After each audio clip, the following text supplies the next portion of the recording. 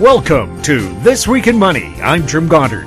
Today, Ross Clark from chartsandmarkets.com runs down the major markets. Are they starting to waver after hitting so many record highs? He takes a look at crude and commodities and has a special offer for our listeners. The founder of Armstrong Economics, Martin Armstrong, checks in from Florida. He believes governments overreacted to the COVID threat and needlessly shut down the economy that could lead to shortages this summer. Ed Steer from EdSteerGoldandSilver.com digs into the precious metals market and tells us there's a big gap between the official prices and what you'll pay if you want physical gold and silver, if you can find it. Plus, at the end of the show, we'll have a company showcase update from American Manganese President Larry Reaugh. We'll talk to Ross Clark right after this. Avon Resources Limited is a gold exploration company with significant projects in British Columbia and the Yukon, trading on the TSX Venture Exchange, symbol ABN, and the OTCQB, symbol ABNAF. Surrounded by world-class gold deposits and mines, Avon's 23,000 hectares Forest Kerr Gold Project is located in the heart of the Golden Triangle in northwestern BC. For more information, visit us at avonresources.com. Welcome to This Week in Money, the source for market opinions. Here is Jim Goddard. My guest is Ross Clark from chartsandmarkets.com, where you'll find insightful market commentary and timely technical analysis. You can find him on Twitter at ChartsByRoss. Welcome back to the show, Ross. Always a pleasure, Jim. Ross, do you have a special offer for our listeners this week? Yes, what we're doing is offering 25% off the annual subscription, and so it will be for the next 10 days. I think if people want to come on board, this is a good opportunity for them. And they could always take a look if they want to the short-term trial, take out a 2-month trial subscription. But the best bang for your money is with the annual subscription. Ross, the stock markets, did we have more record highs this past week, or have things cooled off a bit? Well, we did, but then they broke the mold. We ended up with the market highs. If you take a look at the S&P or the New York Composite Index, those were new all-time highs this week. But, and this is really important for me in the analysis I've been doing, we have been stair-stepping up through this year, and at various points there were supports that we needed to watch. A week and a half ago, we'd raised our support level, a significant one, just to the 4 or 5 day low that had been put in during that most recent consolidation. And then having broken out here, and when you start to break out in May, June, it's really important that you keep the momentum going. Because failures to move through, and that's what happened this week, where the S&P broke out of its all-time high of 41.85, had a good run for a day and a half, and then closed off the week at 41.81. That failure we call it an up-thrust failure, closing back inside the breakout. If there's follow-through next week on the downside, I think you could be looking at the first decent correction that we've had here in a couple of months. And, the S&P right now trading, say, 41.81. You're probably looking at, maybe a good 100-point drop in the S&P for first support. And the key support, though, is down around 39.40. So that's a fair amount away from where we currently sit. And when you do correct at this point of the year, the old adage, sell in May, go away. Well, in reality, it's more sell the first sign of weakness, but then when you get oversold anytime from the middle of May through June, that becomes a great buying opportunity for a rally into the summer. So for the nimble, you're probably looking to take some money off the table if there's some weakness early next week. And for those who have cash on the sidelines, hopefully you get an opportunity to deploy some of that as we move through the month of May. And, it could be all the way into June, but we have some technicals that we look at that will help identify the blows. And it's those signals have done exceptionally well at this time of year. So looking forward to the next month and a half. Crude oil remaining surprisingly high. What's behind that? Well, no, that market is really healthy. I mean, you're getting, production as far as I'm concerned. I just look at the technicals.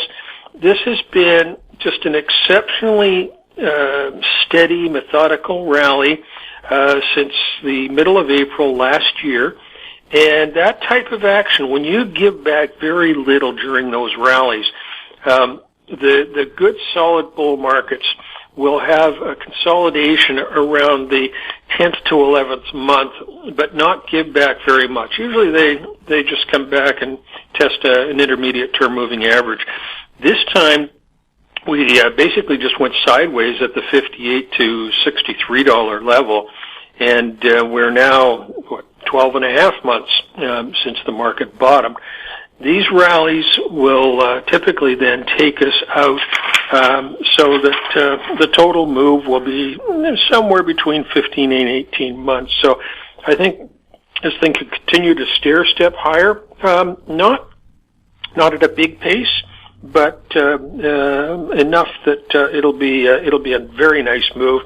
It wouldn't be at all surprised that you're sitting above $70 by the time we get to the early part of the summer, and could be doing much better than that. But for now, trend is up. Small corrections can be bought, and the stocks within the sector should do reasonably well. Most of them start to get into better levels of profitability now that we're up over $60. And if we get towards 70, that's some fairly good earnings to the bottom line. The Canadian dollar surprisingly strong, or is this expected? Well, it's the commodity-driven aspect of it. Here we are. The crude oil has had pretty good life. You take a look at the agricultural side, corn, wheat, soybeans, all doing very, very nicely. But, and this is the big caveat for me, that a methodical run is fine. Those can go on almost indefinitely. But once you get into that exponential phase where things are moving, dramatically, then you can run out of steam. And the corn market is just one example right now. It's had every single month since September has had a higher low. And in this last week here of April, we've ended up with the daily, weekly, and monthly charts all producing upside exhaustions. And for that means, things like your relative strength index or strength of trend indicators. All of those on all three time frames are getting up to exceptional levels. So any change in momentum on this move right now, where you get your first week with a lower low, and I think you can be looking at a correction maybe of 25% or more of the big rally off the bottom. And this type of thing, we've only seen this signal, I call it a trifecta. This is the fifth time since 1970. So not very frequent, has always ended up with a pretty good correction. So it might be that these agricultural markets and corn has really been one of the leaders in there, are getting ready to have a bit of a breather. And if we think back to a year ago, the lumber price had the same type of thing happen on its initial run, and it had a big correction into the summer before it's now, $1,502 as of a board foot as of this week. But there was a big correction in the middle of that run. And, maybe the grain markets are setting up to do the same thing. Now, not all commodities are being treated equal. Before we went to air, you took a look at what coffee was doing. What's going on with the world's favorite pick-me-up beverage? Yeah, well, coffee's had a decent run off the bottom if you look at it. But if we look at it in the perspective over the years, coffee's right now in the bottom quartile of the trading range of the last 20 years.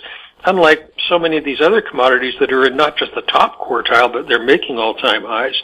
The price of coffee at this point is trading less than half of what it was back in 2011, and trading at about 2/3 of what it was during a bump to the upside in 2014. So, here it is, at the retail shelves.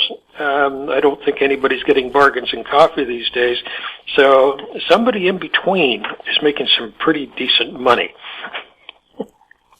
Ross, can you maybe remind our listeners once again about the special offer?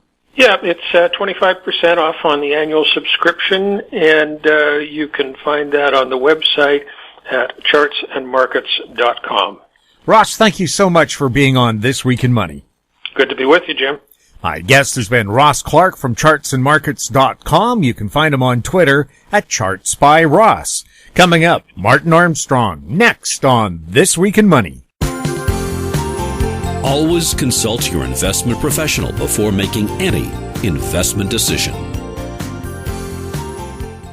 Media recognition from Bloomberg, Reuters, recycling trade publications, patented process for 100% recovery of critical metals, including cobalt, lithium, nickel, manganese, aluminum. American Manganese is focused on recycling lithium-ion batteries for electric vehicles. American Manganese trades on the TSX Venture, AMY, the US, AMYZF, and Frankfurt 2AM. For more information, visit AmericanManganeseInc.com or phone me, Larry Ray, at 778-574-4444.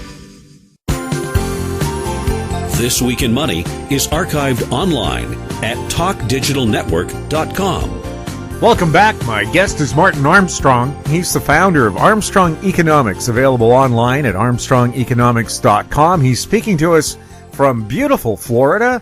Martin, welcome back to This Week in Money. Well, thank you for inviting me. Martin, how are your latest books doing, and where can people buy them? I think the one on the war cycle and coronavirus, that's available on Amazon and Barnes & Noble, I think. The other one, Manipulating the World Economy, that's been sold out, I think, 4 editions. We're going to do the 5th one now. Hopefully that'll be out probably within 2 or 3 months. I know the editing and everything is finished, so I think it's just a matter of them printing them and sending them off to the stores. So the easiest thing is just Google Martin Armstrong books, and they'll all pop up for you? Yeah, I guess just go to Amazon or something and do that, and they should all show up there. Barnes and Noble, I guess the same thing. I don't really know. Don't really use them that often, so I don't really look at their site to be able to tell you which way to go in. Martin, are things back to normal in Florida? Are people still wearing face masks there? No, I mean, it's, our governor basically, I think he did a really great job. And he even come out and said, look, lockdowns were a mistake. And so fortunately we did not lose so much, in small businesses, and,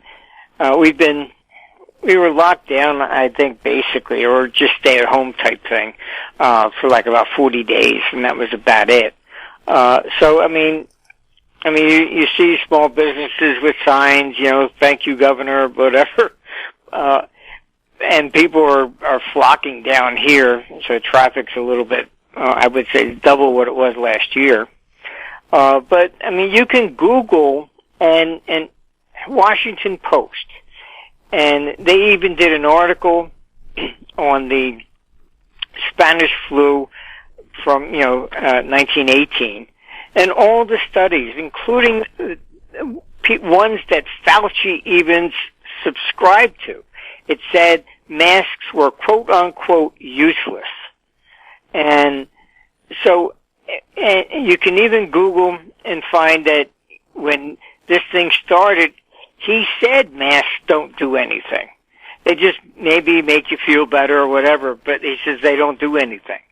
And so then you have Biden coming out and saying, well, wear 2 masks if you're going to get on a plane, because he's admitting that the first one doesn't work.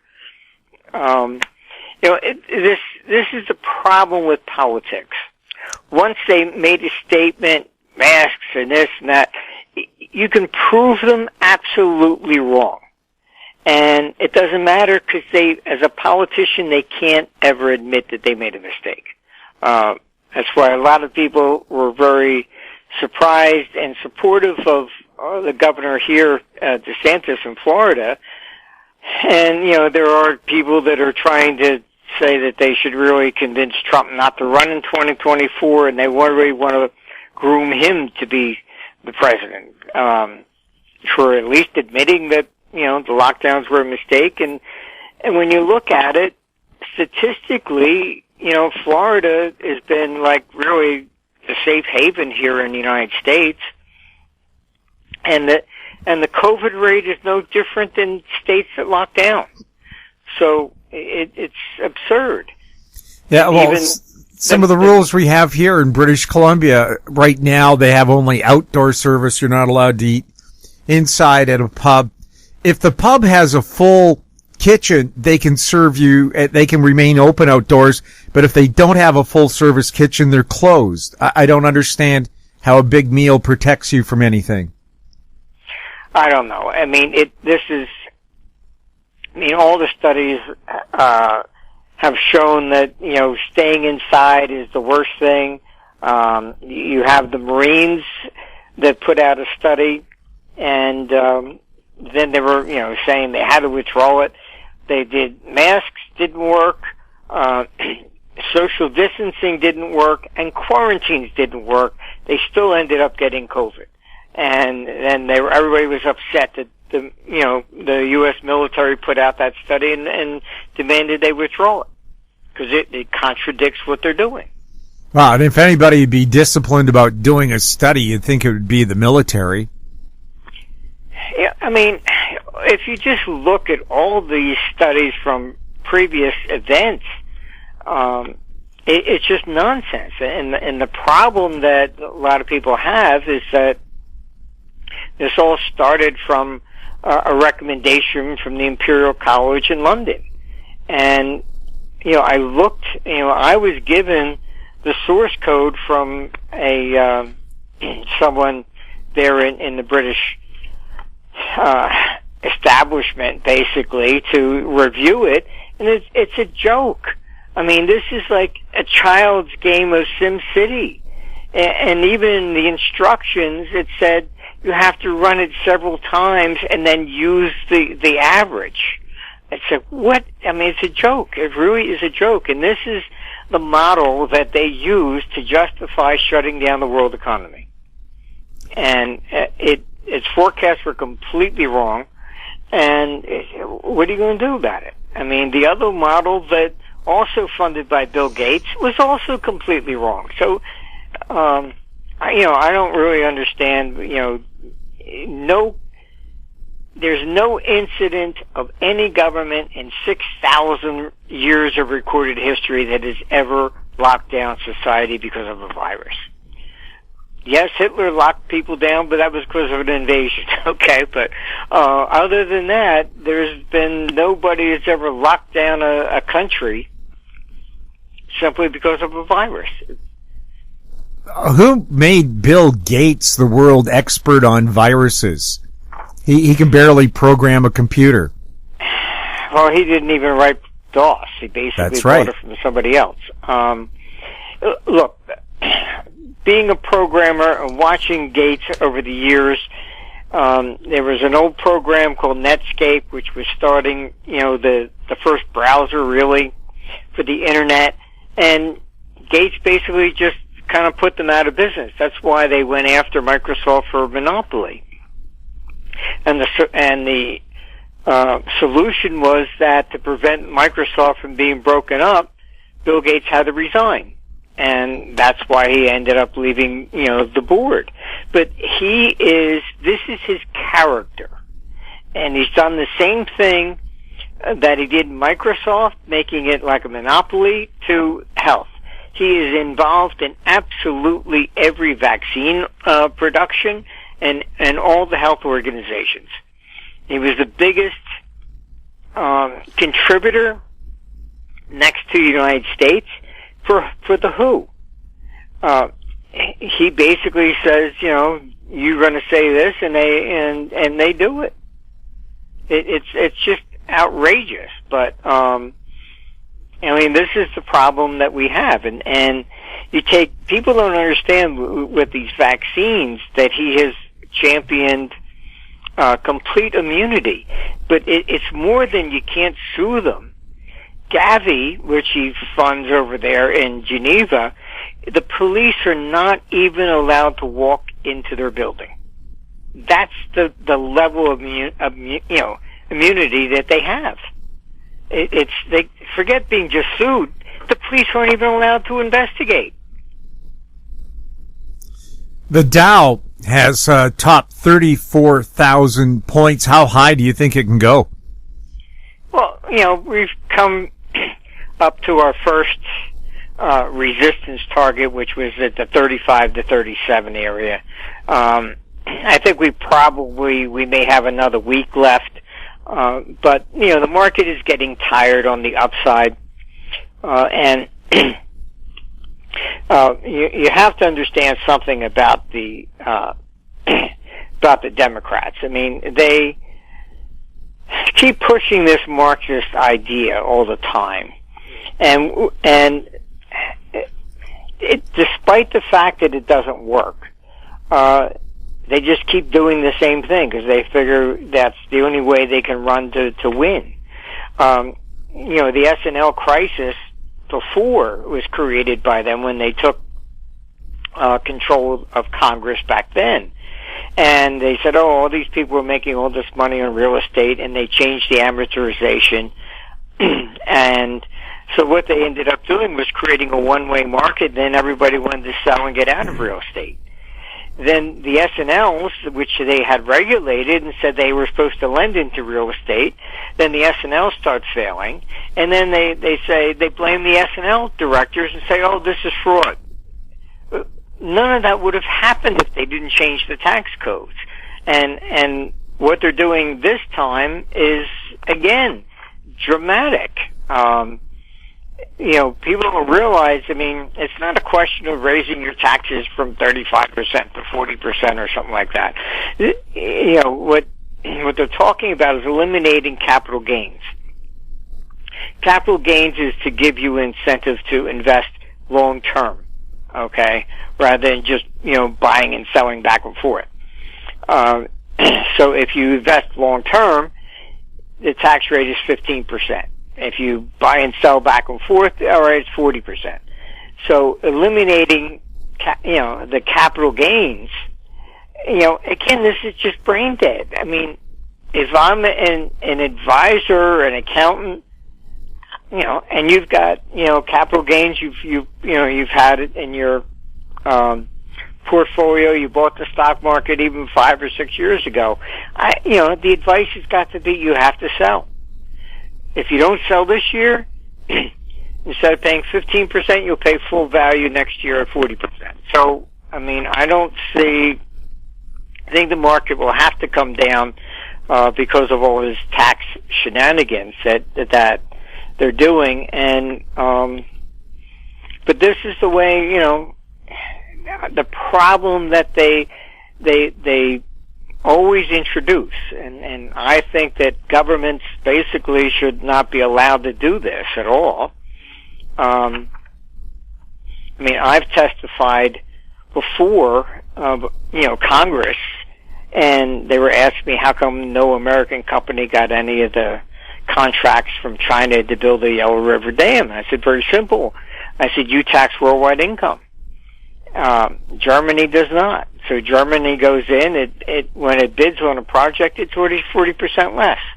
And they just look at you like, oh, really? Yes. You people don't look at taxes from a global perspective. And then they go, oh, well, U.S. has a trade deficit. If you actually allocate the trade according to the flag the company flies, you find out the United States has a trade surplus. It's its own, companies that have set up offshore to bring things in. And, this is, they never really look at things realistically. They go, oh, well, that takes jobs away from America.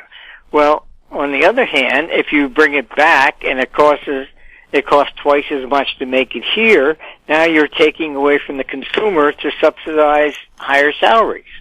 So you're hurting one to affect the other. If the prices are cheaper by importing it, then that benefits the consumer. So I mean, it's just I just don't think that they should be allowed to constantly change the tax codes back and forth like a yo-yo. I mean, a business has to have a definitive plan, period. I mean, would you sign a lease for an apartment that said the landlord can change the rent at any time if he needs it? I mean, what's the point of signing a lease? You're renting something for a fixed price. That's it. You buy a house, you get a fixed mortgage. Okay. But when it comes to taxes, that we can just change them any time. It depends who wins the election this time or the other. I don't think that things of that nature should be able to be changed with a two-thirds majority. Martin, when is the next turn date in the economic confidence model, and any feel for which market might be most influenced by it? Well, it appears to be 2022, and I think a lot of what we have going on is the problem with debt, that a lot of these governments have been just issuing debt like crazy. And as a problem, Europe went negative with its interest rates, and it can't really raise them. So you have a lot of institutional money leaving Europe buying. So I think we have a real debt crisis coming next year. Stock markets will pull back a little bit and then head on off, because we're also looking at substantial shortages in many areas, from food and lumber, pretty much everywhere, commodities, because all these lockdowns and things of this nature have disrupted the entire thing as far as the supply chain is concerned.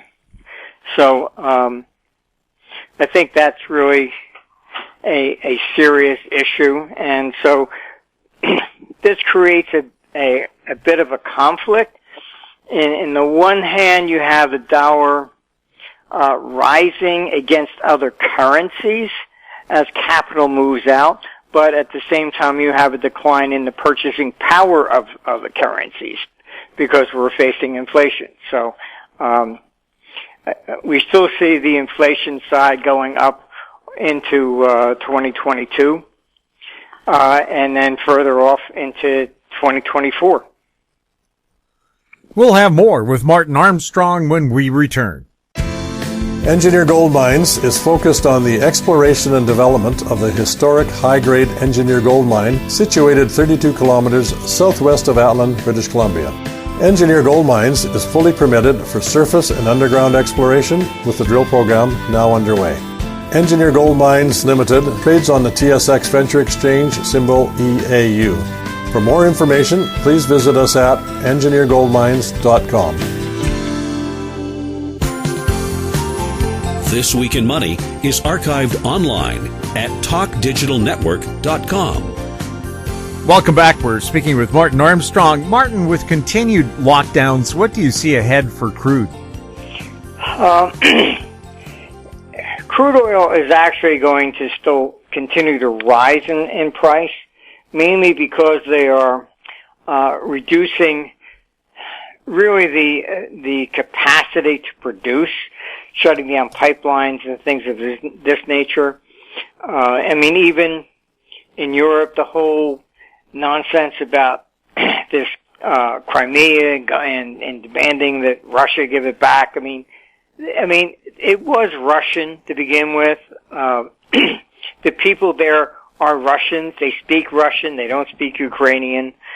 And it's more or less the equivalent if you were to say that, Texas wants, or Mexico wants Texas back because it used to belong to them. I mean, the people who aren't Mexican there. So, I mean, it's kind of crazy, but by pushing this sort of confrontation, they really hope to shut down the pipelines that are being constructed from Russia to Germany. Your last two cycle convergences for gold and silver in 2015 and 2018 were key lows. You have a convergence of gold and silver cycles coming up in the second week of June. Do you expect this to be a low or a high? No, I think you were looking at probably lows at this stage in the game, and then moving back up. But again, I still think that silver will be more of a free market than gold. Governments seem to be targeting gold more than anything, so that they see it as an alternative.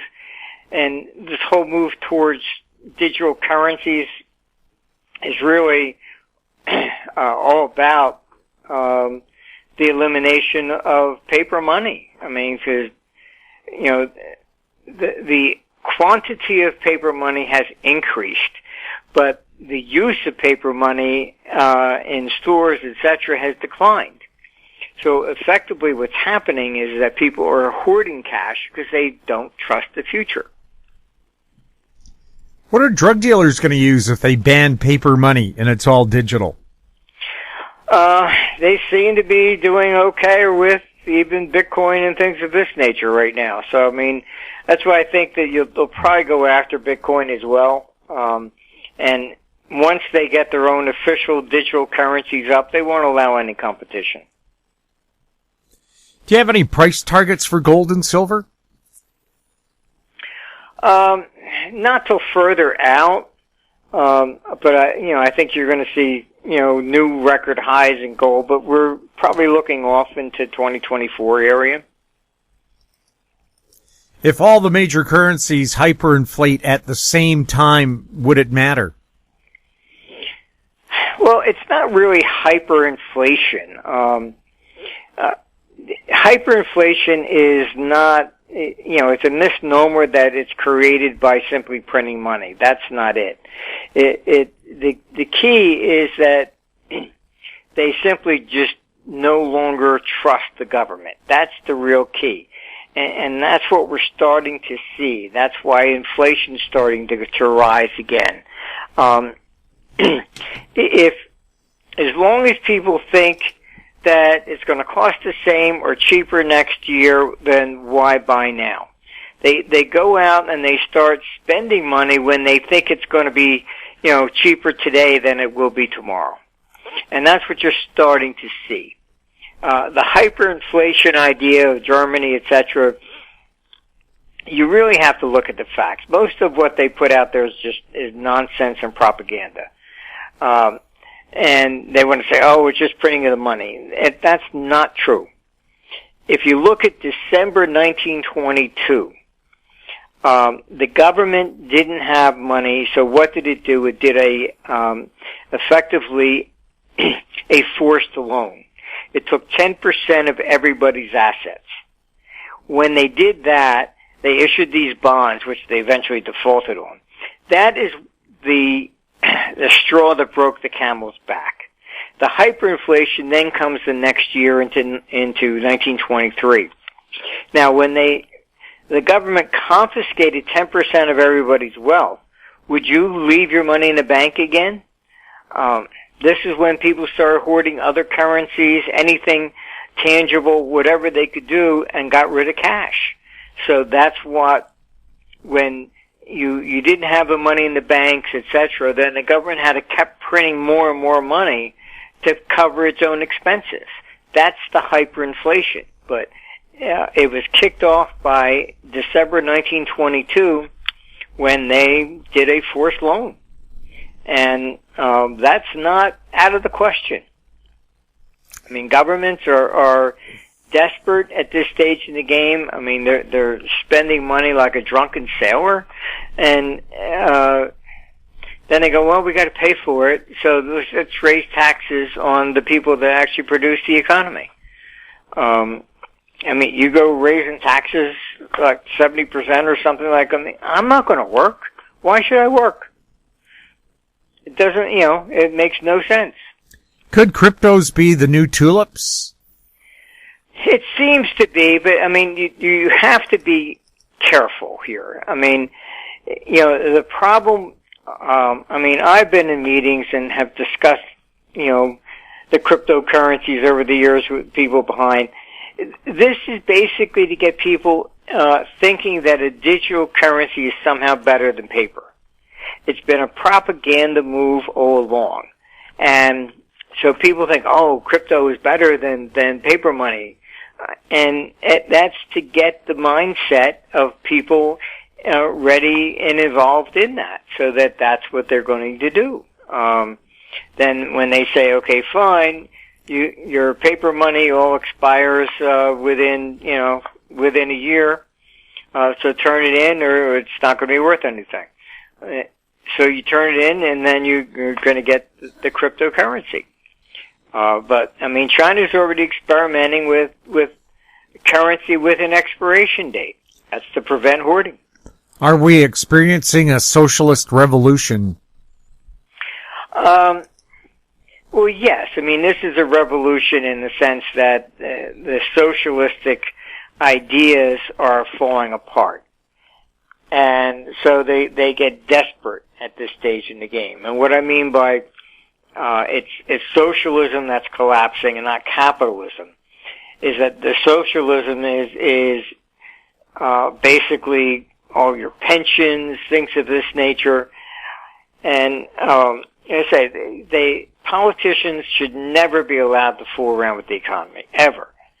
I mean, lowering interest rates to try and stimulate the economy, they undermined all the pension funds. I mean, there's so many pension funds that are just barely hanging on. They typically needed 8% to break even to be able to meet all the obligations that they have. And you take California, for example. I mean, CalPERS has been lobbying for some time to do a forced takeover of people's 401ks in California. And they said, well, we're going broke now because we've mismanaged basically all the government employee money. So we can make that up if we confiscate all the private pension fund money, and then we'll manage that too. And their track record is absolutely horrible. But you have a number of states that their pension funds are bankrupt, and their solution is let's steal the rest of the people's money, and then we'll be okay. So, Martin, basically you feel the economy's too important to let politicians dip their fingers into it. Yes. I mean, look, they don't even understand how an economy functions, no less, what to do about it. I mean, they don't, civilization comes when everybody comes together and you get a benefit from it. Okay? So somebody else bakes the bread, so you don't have to make the bread that day. Okay? You buy from him, and then you can then use your talents to do whatever it is you do. All right? So that's what brings civilization together. And when you start singling people out and saying, oh, well, it's not fair, you make more than this one, all right, that's just the way it is. I mean, if you went to school and you said to students, okay, fine, you got an A, we're going to give you a C, and we're going to take those points and give them to the person that flunked, because we have to be fair and equal. Okay? Now, let's say that's a medical school. All right? Now, you need brain surgery. Do you want the one that flunked, or do you want the one that really had the A? When you start putting it in terms of talent, then it's different. When it's just not fair, he makes more money than I make, whatever. I mean, then this is, what creates communist and socialist revolutions, and this is where we're at. I mean, it's just getting to be absurd at this stage in the game, and because their ideas don't function, they go against human nature itself. What you end up with is exactly the opposite. I mean, everything is imploding they see it imploding and they blame the opposite side. So then they become very aggressive in trying to seize things and make sure that their ideas work. And it never does. Are there comparisons between the world we're in now and Nazi Germany? I mean, sure there are. I mean, Hitler basically imposed lockdowns and things of that nature, and you needed a pass to show that you were a Nazi to be able to walk around.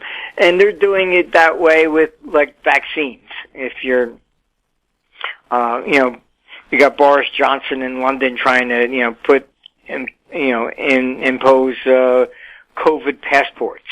I mean, so if you're vaccinated, you can walk around. If you're not, you can't. You're locked up. It changed the definition, but this is basically Nazism. Are we likely to see civil wars across the earth? Yes. I mean, you have an awful lot of people that have lost a lot. I mean, if you look at the reality, the press has been terrorizing people with this COVID stuff. But just look at Japan. The number of people that have died from suicides exceeds that of COVID deaths. That's okay. All right? We don't talk about that. I've been down here in Florida. I was walking on the beach, and one guy had his two sons out there on surfing, and he asked me if I was a Floridian. I said, no, I moved down here about 5 years ago. And he said the same thing. He said, well, I just moved down here because my boys were denied sports and they were becoming suicidal. And you hear that an awful lot. I mean, I've met two people here that moved here to Florida for children alone. In the Epic Times, there was a guy in Michigan who came out blaming all the lockdowns because his son committed suicide. I mean, you take these, teenagers and their dream of being a quarterback or whatever, and then all of a sudden you lock them down, and they, can't, social distancing and masks, they can't play games or whatever. And, at the latest count, over 3 million people have dropped out of college. They can't learn remotely. It's just, this is what's happening. I mean, you don't, and you don't really look at the reality of everything in totality. All we have are, things like CNN. Oh, how many people died today of COVID? Well, they don't talk about how many people died in car crashes. Which is about the same. Well, in Canada, 630 people a day die from smoking cigarettes. I don't see that headline, but they did headline one person dying from a blood clot. Yeah. This is, the problem. I mean, you have that, Project Veritas that had the inside stuff on CNN and admitting, look, we create fear and that's what sells. They're deliberately saying that they are trying to panic the people so they tune in more. This is unfortunately the world we live in. Well, we're located in Vancouver, Canada. Could we see a civil war here? And are some areas of Vancouver and the province of British Columbia going to be better areas to live in than others? Yes, I mean you're witnessing basically on a global scale, because the cities have been the most draconian. A lot of people are moving out of the cities and moving to the suburbs, and you see it in New Jersey, New York. Seattle is a city that's basically lost. I have friends that were in Philadelphia. They're leaving. They said, look, there's certain areas of the city now that are so violent that they don't think the police will ever be able to regain control. Same thing's happening in areas in New York. So you look at rents. Rents are collapsing in Seattle, Philadelphia, New York. And, prices for houses are going up dramatically. Here in Florida, what was a $500,000 house is going for $1 million to $1.2 million now. And that's just, in 2 years. Are we likely to see nations splitting apart? Yes. I mean, there's no question about that. I mean, if you even look at the census in the United States, all the Democratic states that had the lockdowns have lost seats in Congress.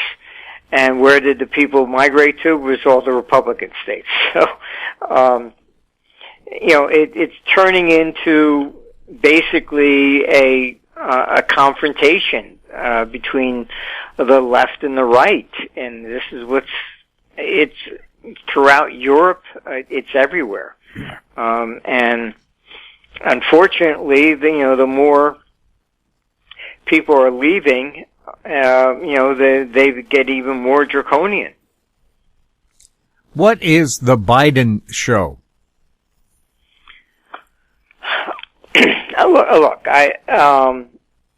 I've dealt with government for a very long time, and I'll put it this way: when Trump was first put in, he was very naive. He thought that being the president of the United States, it's like being the head of a country, and you get to do what you need to do, and that's simply not true. The people that surround you are not loyal to you; they're loyal to the swamp. Period. And so, at first, when Trump was going in, and some people were firing, and he was firing, he didn't pick his cabinet. The establishment picked his cabinet. And this is the same thing going on with Biden. I mean, Biden goes in, he's not really writing all these executive orders. They were all pre-written, given to him, here, sign this. And that's it. So, we don't know who's, really running the country. It's not Biden, and it's not even Harris. Under Bush Jr., it was at least Cheney was really the president. But at this time, even Harris isn't calling the shots. She's just another placeholder. So, this is really the swamp or the establishment that has control, and this is what they're doing. Could the election audit in Maricopa County, Arizona be the first of many dominoes to fall? Yes, but I don't think you're talking about actually, overthrowing Biden and kicking him out or something. It may change the Senate seats. The legislature there can pull people back at that level. I don't think, as some of these conspiracy theorists are saying, that that Trump can get back in. I don't see that happening in any way, shape, or form. But look, the election process is very, very bad, and this is what they do. It's all about really just winning the game at any cost whatsoever. Is there hope for California? Not really. They're doing a recall on the governor, but California's kind of lost. They have the highest taxes in the state. Anything that could be possibly positive out of California, they destroy. Space shots, okay, then they were imposing a tax per mile that you fly straight up when you launch a satellite. A tax per mile. Where is this coming from? And then all of a sudden they start moving to Texas. And they go, oh, gee, why?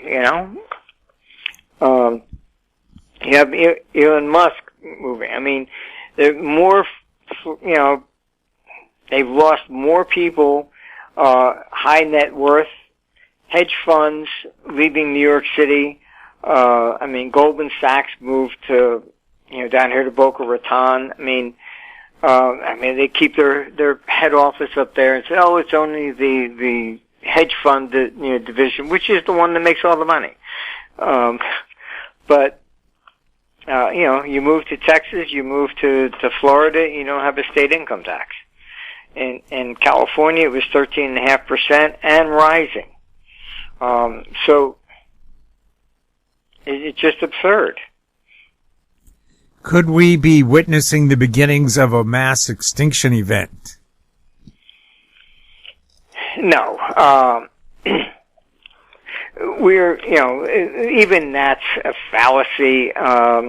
If you look historically, I mean, the book that started all that nonsense, The Green Sky, it's talking about an extinction 105, and they argue that it may have been CO2.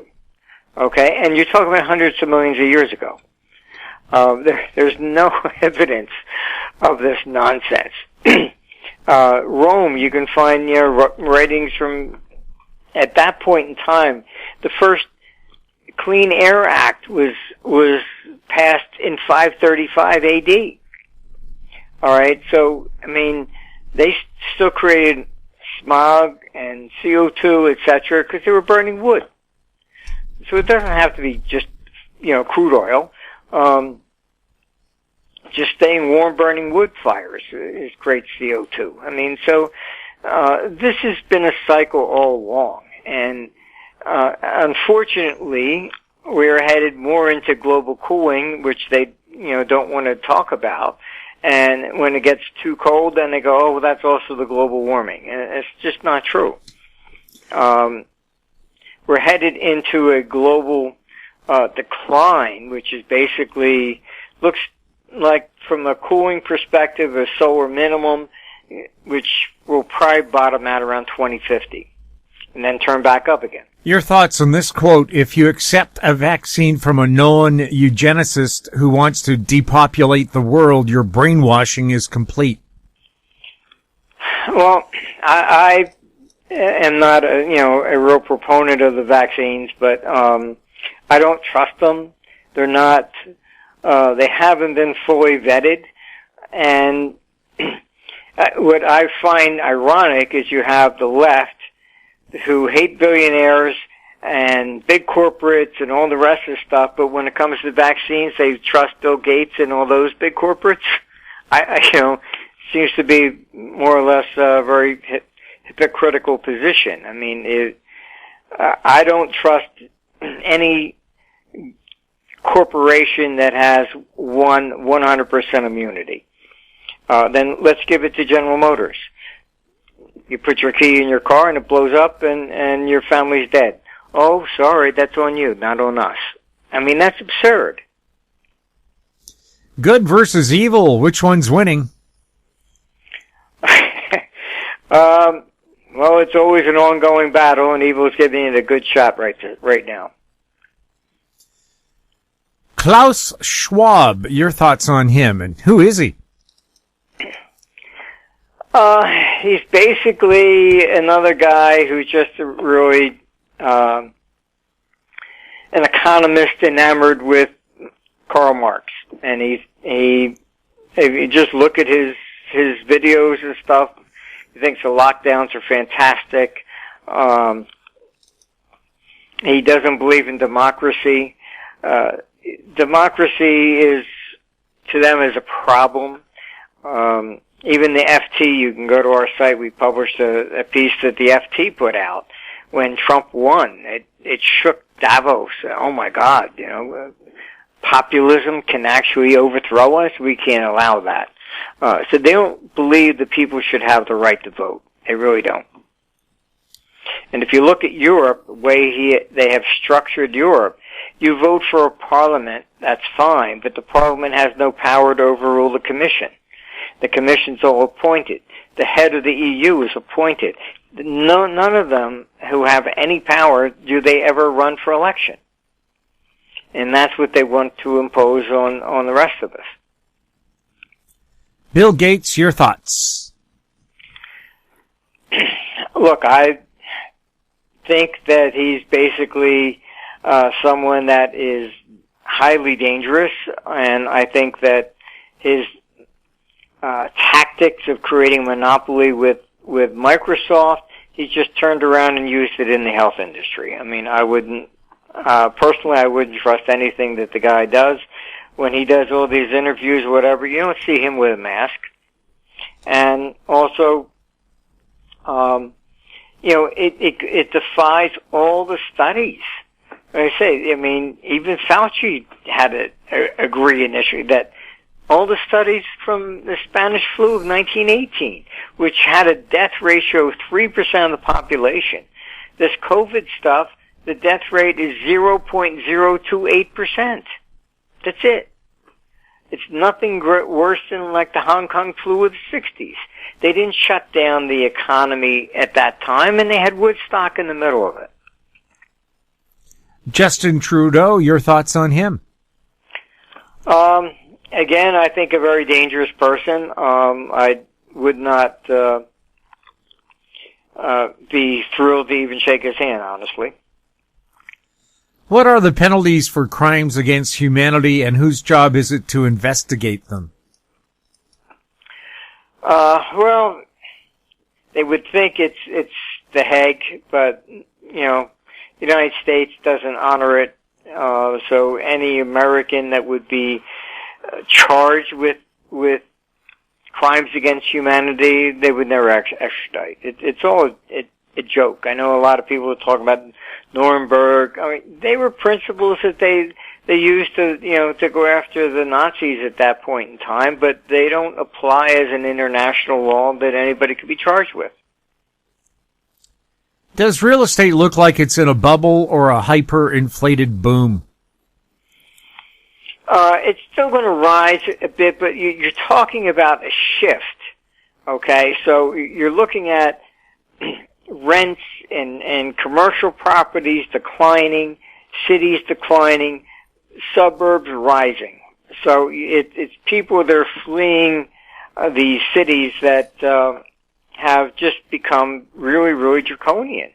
And, I mean, New York, I mean, I had, season tickets for Broadway. I would go up and I like going to see the Broadway plays, and you would go to dinner maybe at Carmine's, which was a very famous Italian restaurant. It's gone. You shut them down. They're being sued for not paying rent for $2.5 million. I mean, this is what I mean about politicians. Oh, you can't open up. Okay, fine. What about all their expenses and the rents and the taxes? Oh, well, you still got to pay that. I mean, you put these, companies out of business. That's why I say politicians are not qualified to do with anything with as far as the economy is concerned. Zero. Well, there's two jobs you don't need a license or college training for, any kind of certificate: politician and parent. Yeah, I mean, look, you don't need it. You don't even have to graduate grade school to be president of the United States. There's no qualification required. What's the biggest win you've ever had in the markets? Oh, I don't know. I guess basically, going short on the long-term capital management stuff. I mean, that was named like hedge fund manager of the year. We made like about 60% in a month. And that was being conservative. Didn't want to go too crazy with it, but, I would say, the model picked up that pretty good, and, I think from a trading perspective was, I guess my best play. I mean, I haven't been managing money, really since about, 1999 or so. So, I mean, don't really not interested in going back to it. Are there sectors you're investing in now? No, most of the stuff I can't really invest in and be an advisor at the same time. It's a conflict of interest, so I have to be free of conflicts if I'm going to, really advise central banks or whatever. So, I mean, that's why they do come to me, but I'm not there can't be any conflict of interest. Where can people find out more about your books and Armstrong Economics? Just go to armstrongeconomics.com, and we don't require you to, put in the email. Just look at the site. We believe in freedom, so you can go in there. It's open. It's an open site, and we try to put on as much as we possibly can for for public service more than anything.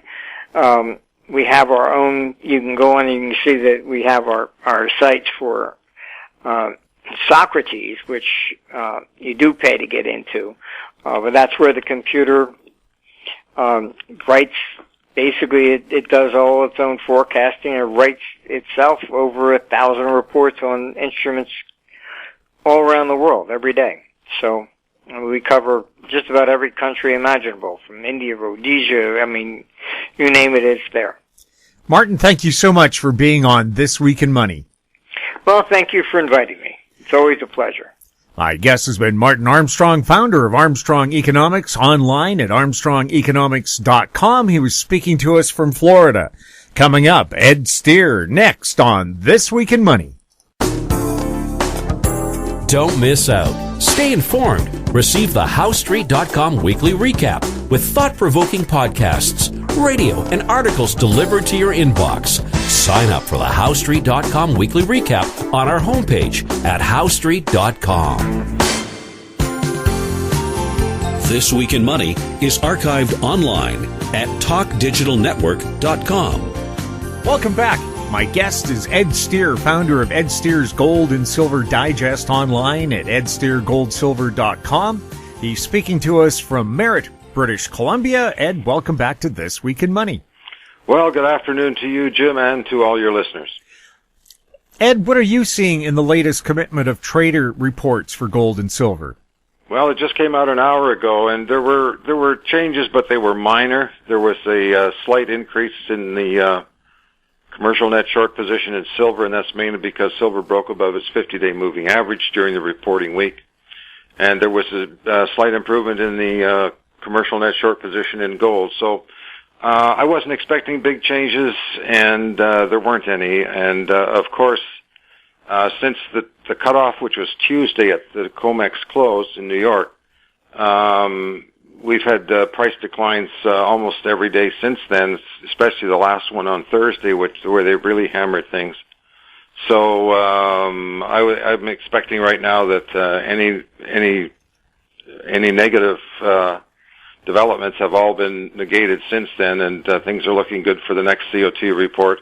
And right now, from a COMEX futures market perspective, things are very, very bullish in both silver and gold. And when the powers that be decide, prices could rally very, very strongly from here.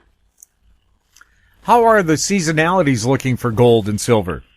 Well, there's always seasonalities to a certain extent, driven by what's going on in China or India or things like that. But that has sort of faded into the background in the last number of years, mainly because of the dramatic developments we've had in the physical gold and silver markets over the last 12 months or so, where, as everybody's more than aware by now, the ability to get your hands on physical gold and silver either in the wholesale market or especially in the retail market, it's just nothing to be had anywhere. The pipeline is very thin, and the Reddit, the Wall Street silver crowd have stripped everything bare, and the mints are backlogged and having trouble getting metal and having trouble sending it out the door to the retail customer. So the seasonality is a factor, but right now it's been overridden by the fact that there's just no physical metal to be had. I noticed if you go down to your local gold and silver dealer and ask to buy, say, an ounce of gold, they kind of look at you weird, laugh, and then tell you, well, if I could find some, it's going to be $200, maybe $300 more than the official price. Why is that? Well, the premiums are just sky high, and it's based on supply and demand. There's no supply, and the demand is absolutely ferocious. So It's a combination of the mints charging more for their coins, and of course the wholesalers add their fee on top of that. And by the time it gets to the retail store, the prices are up a lot more, and of course they tack on their profit margins. And if you, like I bought silver yesterday, and the premium I paid on that was like I don't know how much it was, but it was a very large amount over the spot price. And that hasn't gone away and is not going to go away. It's almost a permanent feature, which just tells you how cheap price of silver is, and gold, and how much demand has overridden supply. How are the junior, mid-cap, and senior gold and silver stocks looking, including the Huey and the XAU? Well, in a word, they suck. And that's because ever since we hit the high prices, I think it was, the 1st of August last year, we've been in a 9-month, quote-unquote, bear market in the precious metals. And, of course, that's nothing to do with supply or demand, as you know. It has to do with what the COMEX positioning is in the futures market, and that's controlled by the 4 and 8 largest traders.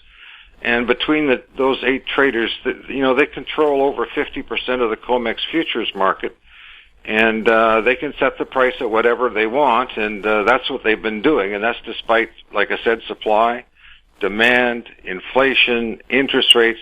It matters not what the heck's going on in those markets. All it counts and matters is what the big 4 and big 8 shorts are doing.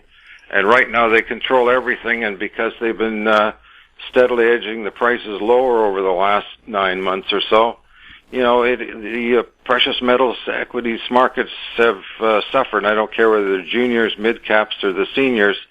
They're all being tossed out like baby with the bathwater sort of thing, which is really tragic. And for anybody that's thinking of sticking their toe in the water and investing in the precious metals, boy, there's never been a better time than right now.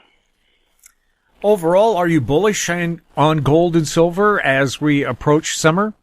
Well, like I just said, the situation in the precious metals is bullish beyond, you couldn't possibly put a figure on how bullish I am and a lot of other people are, and for good reason. The supply-demand situation is off the scale. And it's only because of what's going on in the paper markets that controls the price. So am I bullish? Absolutely. And one of these days things will turn our way. But right now, until things change in the COMEX futures market, nothing's going to change. Anything new on the silver market manipulation that's going on? Well, I've sort of touched on it here and there as we've gone along. J.P. Morgan is no longer involved in either the silver or gold markets in the COMEX futures markets, and I'm sure that goes into platinum and palladium as well. And it's the other big 8 shorts that are the problem. And I talk to silver analyst Ted Butler just about every day on the phone, and we're convinced that it's now down to just basically 2 traders in the COMEX futures market, and that's Citigroup and HSBC. Those are the big 2. Right now, the big 8 traders are short. I don't know, they're short about 368 million ounces of silver. And that's a lot of silver. So the supply-demand fundamentals are fantastic. And when this manipulation is going to end, I don't know. But we're closer to it now than we have ever been. Could you see the Reddit people, the ones who went after GameStop and ran up that stock, you see them making another run at silver? Well, it's an ongoing thing, and it's growing larger and larger all the time. I keep pretty close tabs on it. And there's tens and tens of thousands, if not more, like maybe 100,000 or more people that are involved in this now. And it keeps growing by the day and by the week. And they're the ones, along with others, of course, that are sucking the retail market dry. And, of course, sooner or later that has an effect on the price of 1,000-ounce bars and the availability of 1,000-ounce good delivery bars. So are they having an impact? You betcha. We just haven't seen it show up in the price yet. But one of these days that certainly will. And I know that there's a big push on right now, and I've mentioned it in my column once, and I'll be mentioning it in my column again tomorrow, is that we're the 10th anniversary of the drive-by shooting by J.P. Morgan on May the 1st, 10 years ago, 2011 is tomorrow. And there's a big push on for everybody to go out and buy as much silver as they feel they can afford. And as I just pointed out earlier, I've done my part in this, and I'm sure that in the last 3 or 4 days there's been lots of physical buying going on by the retail crowd, and there will be more tomorrow, that's for sure. So I certainly wish them well. What's happening in physical versus paper gold and silver? Well, you know, if you want to go out and buy, paper certificates, you can do that from the Perth Mint or from Kitco. But like we've already discussed, if you want the real metal, A, it's either not available, or B, if it is available, you pay a huge premium on it. One thing I want to point out is that the mints are pushing out everything they can as much as they can. But one thing I have noticed is that the U.S. Mint, and I watch their sales figures every day, they haven't reported any Silver Eagle sales now for the last 3 weeks, and today's the last day of April, and I checked their website just before we went on air, and they didn't report any Silver Eagle sales today. So they're going to finish out the month at 1 million Silver Eagle sales, and that was last recorded 3 weeks ago. So they either don't have the silver or they're not reporting the sales, one or the other. But the paper market, you can buy all you want, but if you want the physical stuff, good luck to you. How's the gold-silver ratio looking? Well, in the last week, and I publish into my column every day, it's been around 67, 68 to 1. It was up at, 125 to 1 in March of last year when J.P. Morgan got out of their short positions. It should be around, say, 20 to 1. People are talking, of course, and I know Keith Neumeyer figures it should be down around 8 or 9 to 1, which is the ratio comes out of the ground. And, of course, everybody would be cheering for that, including me. But the fact of the matter is that 68 to 1 is absolutely ludicrous and should be, I don't know, like I said, 20 to 1 or less. So we got a long way to go. Ed, where can people follow you?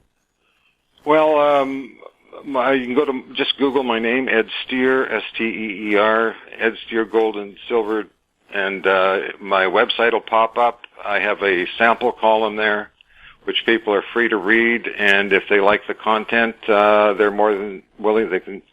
Be more than happy to have them on as new subscribers, and it costs $100 per year, which right now in Canadian funds is about $125. Ed, thank you so much for being on This Week in Money. Thanks for having me on, Jim. My guest has been Ed Steer, founder of Ed Steer's Gold and Silver Digest online at edsteergoldsilver.com. He was speaking to us from Merritt, British Columbia. And that wraps up our show for this week. By the way, our conversation took place on Friday, April 30th, if you're wondering about the dates we mentioned.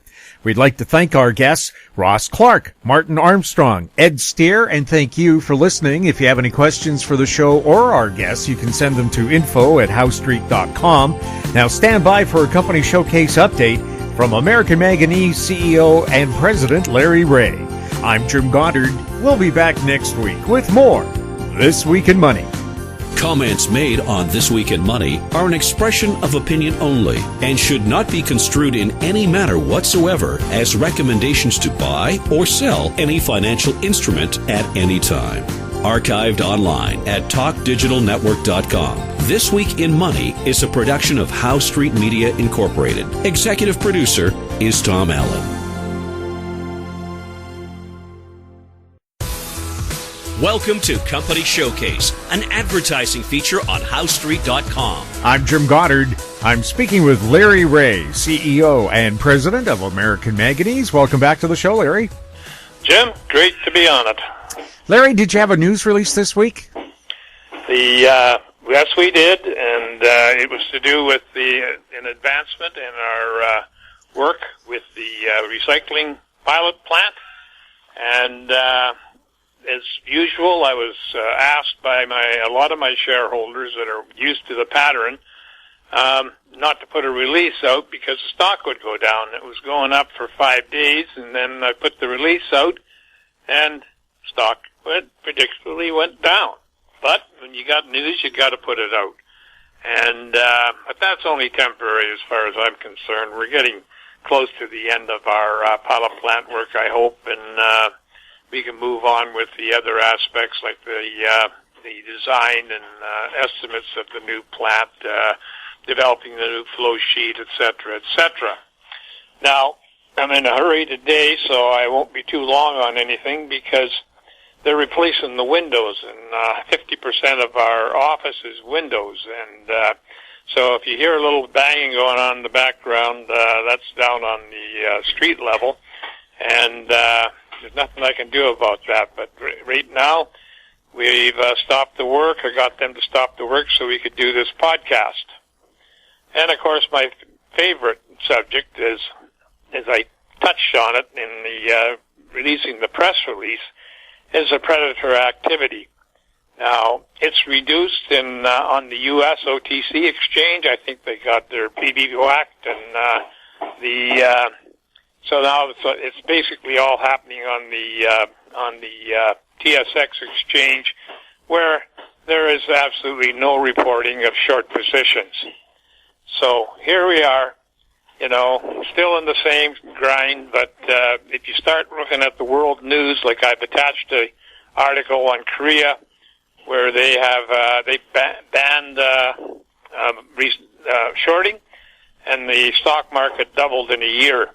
And that was very significant. It's not like these guys are not being noticed around the world, but it seems like there's a blind eye here in Canada to any, admission of short trading. So, yeah, and these guys are going to, be handed, their dues. And, but we're working away. We're working away on other things that are critical to the company and to the investors. And I can only tell you that I'm really happy with the way everything's going. And, we're getting, we don't have to go out and make 1,000 phone calls to get an answer. We have to try to cover, 10 or 15 queries a day, and either to do with financing or to do with sharing our technology or getting involved in our technology. A lot of them are blind alleys and rabbit holes, but you can't just pass one up. So we keep following up. We've had a lot of queries about financing and joint ventures. Every one of them turns out to be too predatory for my stomach, and I think we've got something that's worth a lot. So we're not going to take a shortcut and do a deal with somebody just to do a deal. But we are working on some very aspiring and very interesting routes to go, and with very knowledgeable people, and not only knowledgeable but credible. So there's not a lot more that I can say. I'm distracted, as everybody else is, by the pounding going on in the background. And I was hoping for a much longer podcast, but these guys are anxious to get back to work. And so I just wanted to make sure that I touched base. We know the stock is down today. We don't have to reiterate on that. But, we've seen that for year in, year out, but that's coming to an end. I mean, these guys are not being able to hide under rocks anymore, so, and they don't like to be exposed. And so it's, I think we've got better days coming, guys, and I wish you a great weekend. Larry, it sounds like you're building your pilot recycling plant in the office there. Well, you'd almost think so, but like I say, all the windows are going out and new ones coming in, and so it's something you have to put up with. That's the landlord's schedule, and so we got to live with that. We pay rent here, and it's an inconvenience, but it just happened to jive with the podcast. Larry, for people new to American Manganese, what's the company all about? American Manganese is a critical metals company along with precious metals and copper.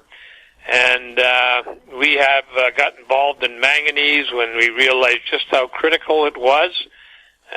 So we picked up one of the biggest deposits in the U.S., and we had to come up with a process as a solution to it, something the U.S. Bureau of Mines was unable to do for 60 years.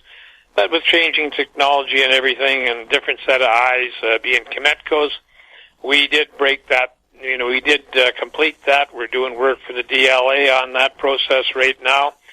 And that evolved into, it was a cornerstone of our recycling. Thank God. I mean, that is going to be the biggest industry out there. And we want to be a part of it. And we want to deliver what the EV cars and battery manufacturers want, the governments want, everybody wants. We want to be able to deliver on that, and that's what the last phase is all about. So we want to have a total circular economy if we can, and it's just something that fell in the right lap at the right time. As far as I'm concerned, this field is bulletproof if you've got the goods, and so don't worry about temporary lulls or temporary pullbacks or predatory pullbacks. I think this thing is going to get some real legs on it soon. We've seen it, and we've seen it twice in the evolution. So, three times the charm, I'd say. So, but we have all our information. We're very transparent. That's been part of our goal all the time. I've had all my best offers after transparency, and for financing, and I feel that is just around the corner. And if you want to go a little deeper than that, we know there's no shortcuts. There's just no shortcuts. I've been in the mining business long enough with concentrators. You don't build a $600 million plant and find out it doesn't work. And you want to find that out ahead of time. So, we want to be able to, set it up, get going through the flow sheet, and just spend a few months, just tuning it up to make it work to optimum. So, you can find all our information on AmericanManganeseInc.com. We're traded on the TSX Venture Exchange under the symbol AMY. We're traded on the U.S. QB market under the symbol AMYZF, and we're traded in Frankfurt under the symbol 2AM. And you can reach the company here at 778-574-4444, or you can email me at LREAUGH@AMYMN.com. Larry, thank you so much for the update, and good luck with the construction. Okay, you bet. Now it's stopped. Of course it has. Larry, thanks again. Okay, bye-bye. I've been speaking with Larry Reaugh, CEO and President of American Manganese. I'm Jim Goddard. Our conversation took place on April 30th. Comments made on Company Showcase are an expression of opinion only and should not be construed in any manner whatsoever as recommendations to buy or sell any financial instrument at any time. Archived online at HowStreet.com. Company Showcase is a production of How Street Media Incorporated.